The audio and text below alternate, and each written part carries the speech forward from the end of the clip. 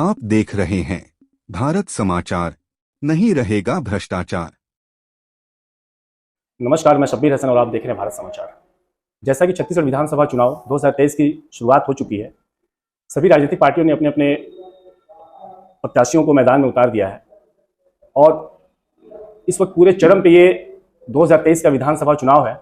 इसी चुनावी कड़ी में हम अलग अलग ग्राम पंचायत में जाकर, अलग अलग जिलों में जाकर, अलग अलग ब्लॉक में जाकर के जो पार्टी के राजनेता हैं, जो पार्टी के वरिष्ठ राजनेता कहें आप या वरिष्ठ कार्यकर्ता कहें या पार्टी हित के जो काम करता है, उन सभी ऐसे लोगों से हम जाकर के मिल रहे हैं और उनसे ये जानने की कोशिश कर रहे हैं कि आखिर जो पार्टी के द्वारा प्रत्याशी को मैदान में उतारा गया है, क्या वे अपनी पार्टी को जीत दिला सकते हैं या नहीं। इसी कड़ी में बात करने के लिए आज हम सूरजपुर मुख्यालय में मौजूद हैं और हमारे साथ आज जो शख्स जुड़ेंगे वो बहुत ही जाना पहचाना चेहरा है और किसी परिचय के मोहताज नहीं है। फिर भी अपने दर्शकों को बताना चाहूंगा, शहरी कांग्रेस कमेटी के अध्यक्ष संजय जोशी जी आज हमसे चुनावी चर्चा में हमारे साथ शामिल हुए हैं। हम इनसे चुनावी माहौल के बारे में 2-4 सवाल करेंगे और जानना चाहेंगे कि आखिर इनके द्वारा जो कांग्रेस पार्टी की ओर से, हाईकमान की ओर से जो प्रत्याशी, जो उम्मीदवारों को नियुक्त किया गया है, मैदान में उतारा गया है, वो कितने सक्षम है और क्या जनता उनको पसंद करेगी। इन सारे सवालों के जवाब के लिए सीधा रुख करते हैं हम संजय जोशी जी के पास। सबसे पहले आपका बहुत बहुत स्वागत है भारत समाचार में। धन्यवाद सर, आपसे मेरा पहला सवाल ये है, आज से 1.5 दशक पहले प्रत्याशी उम्मीदवार बहुत कम होते थे, जो दावेदारी पेश करते थे वो काफी कम होते थे, 1 या 2, बहुत ज्यादा 2 से 3। आज ऐसा क्या हो गया है कि एक पार्टी के विधायक बनने की इतनी होड़ लगी हुई है कि 8-8, 10-10 उम्मीदवार दावेदारी पेश करें। कहीं ना कहीं ऐसा नहीं लगता है कि जनसेवा के भीतर कुछ और बात है? इस विषय में क्या कहेंगे आप? देखिए, राजनीतिक रूप से अलग अलग पार्टियों से जो लोग जुड़े होते हैं, उन लोगों ने अपने पार्टी, अपने संगठन के लिए कार्य किया हुआ होता है और निश्चित रूप से अगर राजनीति से जुड़े हुए हैं तो सारे लोग अपना हित भी देखते हैं और काम करने के आधार पे वो भी अपनी दावेदारी प्रस्तुत कर सकते हैं। पार्टी में एक, विशेषकर कांग्रेस में एक लोकतांत्रिक परंपरा है और दावेदारी करना सबका अधिकार है। सर, अगर मैं युवा चेहरा की बात करूं तो प्रेमनगर विधानसभा क्षेत्र में खेल साई जी लगातार वहां से चुनाव लड़ रहे हैं और ये शायद उनका तीसरा चुनाव में उनको कमान सौंपी गई है। तो कहीं ना कहीं युवा चेहरा के रूप में एक शशि सिंह जी भी थी, क्या उनको तरजीह दिया जाना चाहिए था? देखिए, सबसे पहले तो किसी भी पार्टी के लिए राज्य में सरकार बनाना ज़्यादा महत्वपूर्ण होता है। तो इस कड़ी में सबसे पहले जिताऊ जो प्रत्याशी होते हैं उनको ज़्यादा फोकस किया जाता है। साथ ही पार्टी के जो आंतरिक सर्वे होते हैं, सर्वे के आधार पर भी काफ़ी कुछ डिपेंड होता है। खेल साई जी हमारे एक वरिष्ठ नेता हैं, बहुत आदरणीय हैं, बहुत सम्मानीय हैं। विपरीत परिस्थितियों में उन्होंने यहाँ चुनाव जीता है, पिछले 2 बार से लगातार विधायक भी हैं। इस बार जरूर बात हो रही थी कि उम्र को लेकर या कुछ परिवर्तन होना चाहिए, लेकिन अंततः जो है पार्टी ने उन पर भरोसा जताया है, तो सारे कांग्रेस के जितने कार्यकर्ता हैं उनके साथ हैं। सर, कांग्रेस पार्टी की ओर से जो सिटिंग एमएलए थे उनको हटा करके एक नए चेहरे को टिकट दिया गया है, तो कहीं ना कहीं ये पार्टी को नुकसान पहुंचा सकता है, क्योंकि काफी मार्जिन, काफी अंतर से, और कई बार से बृहस्पति सिंह जी हैं या तो आपकी चिंतामणि महाराज हैं, लगातार वो विजयी हासिल कर रहे थे, उनको बिठा करके एक नया चेहरा, इस विषय में आप क्या कहेंगे? देखिए, ये तो ऊपरी स्तर की बात है, इसमें मैं बहुत कुछ बोलने में सक्षम नहीं हूँ।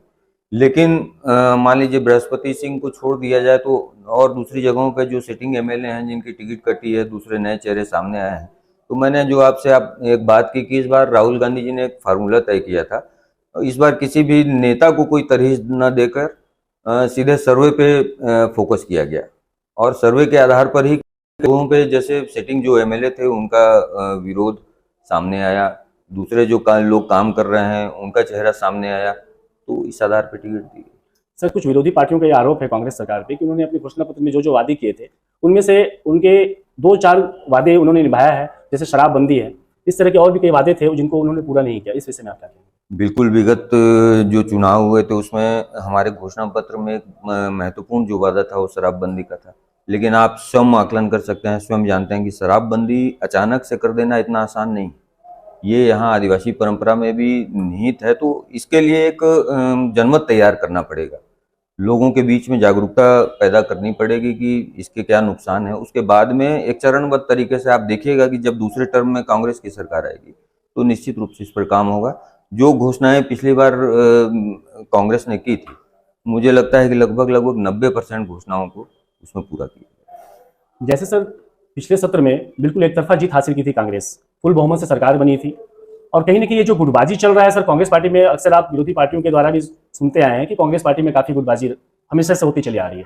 तो क्या लगता है कहीं ना कहीं इसको जीत और हार का कहीं कारण बन सकता है क्या? देखिए, पिछली बार 15 साल से लगातार भारतीय जनता पार्टी की सरकार प्रदेश में थी। सारे प्रदेश के जो कार्यकर्ता थे वो एकजुट थे और निश्चित रूप से एक उसका बहुत बड़ा फायदा कांग्रेस पार्टी को मिला। और जैसे पार्टी ने अनुमान नहीं किया था कि 68 सीटें आएंगी, हम लोगों के भी जो आंकलन थे वो 60 सीटों तक थे, लेकिन 68 सीटें आई और एक बड़ा जनमत दिया यहाँ की जनता ने। इस बार थोड़ी सी परिस्थितियां डिफरेंट है। इस बार हम जो है अपने कार्य के आधार पर वोट मांग रहे हैं। सीट देखिए कम बेसी हो सकती है, लेकिन प्रदेश में कांग्रेस की सरकार बन रही है। क्या लगता है रिपीट होगी सरकार उसी बिल्कुल। तरीके से? मुख्यमंत्री भूपेश बघेल जी ने जो कार्य पिछले 5 सालों में किए हैं, इसमें निश्चित कहीं कोई संदेह की बात नहीं है। इस वक्त जो हमारा चैनल देख रहे हैं भारत समाचार, जो भी 2-4 लाभ उनको बताएं ताकि वो आपको मतदान करें। देखिए लाभ तो यहाँ सामने है। सबसे पहले जो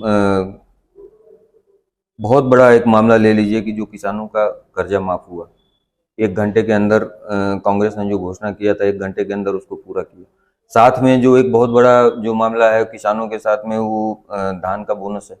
आज पूरे देश में जितना छत्तीसगढ़ में धान का बोनस मिलता है कहीं और मिलता नहीं, तो किसान इससे काफी लाभान्वित हुए हैं। सर सामाजिक फैक्टर की अगर बात करूं मैं, तो भटगांव विधानसभा क्षेत्र से भारतनाथ राजवाड़ी जी हैं और उनकी विरोधी पार्टी में भी राजवाड़ी समाज की प्रत्याशी को उतारा गया है मैदान में। तो कहीं ऐसा नहीं लगता है कि एक सामाजिक फैक्टर भी आ सकता है, भारतनाथ राजवाड़ी की वोट में गिरावट आए या वोट विभाजन इसमें हो सकता है क्या? देखिए, ये जो जातिवाद या का फैक्टर होता है ये एक सीमित दायरे तक रहता है। जब कोई कैंडिडेट नया होता है और किसी बड़े समुदाय के व्यक्ति को टिकट देता है तो निश्चित रूप से उस जाति के लोग उसकी तरफ आकर्षित होते हैं। भाजपा ने इस बार मैनेज किया, वहाँ रजवार समाज के कैंडिडेट उतारे, थोड़ा बहुत डिवाइड हो उनकी सकता है। रणनीति का हिस्सा है। हाँ बिल्कुल, रणनीति का हिस्सा, और कुछ वोट डिवाइड हो भी सकते हैं, लेकिन अंततः जो है वहाँ के जो विधायक हैं काफी सक्रिय रहे हैं और उनके कार्य दिखते हैं भटगांवा क्षेत्र में, तो जनता कहीं ना कहीं विकास कार्यों को भी देखेगी। बहुत बहुत धन्यवाद हमारे चैनल जुड़ने के लिए। और ये हमारे साथ आज चर्चा में जुड़े थे संजय जोशी जी, जो कि शहर कांग्रेस कमेटी के अध्यक्ष हैं। इन्होंने हमारे सारे सवालों का बड़ी शालीनता और विभागी से जवाब दिया। अब देखना है कि आने वाले समय में जब मतदान होगी उसके बाद रिजल्ट क्या आता है और किसके सर पे सेहरा बंधेगा और किसके हाथ निराशा लगेगी, ये अभी हमें इंतजार करना होगा। तब तक के लिए मुझे दीजिए इजाज़त। कैमरामैन सैफ के साथ मैं शब्बीर हसन, भारत समाचार, सूरजपुर। जनहित एवं क्राइम के खबरों और विज्ञापन प्रकाशन हेतु संपर्क करें। संपादक शब्बीर हसन, विश्रामपुर, छत्तीसगढ़।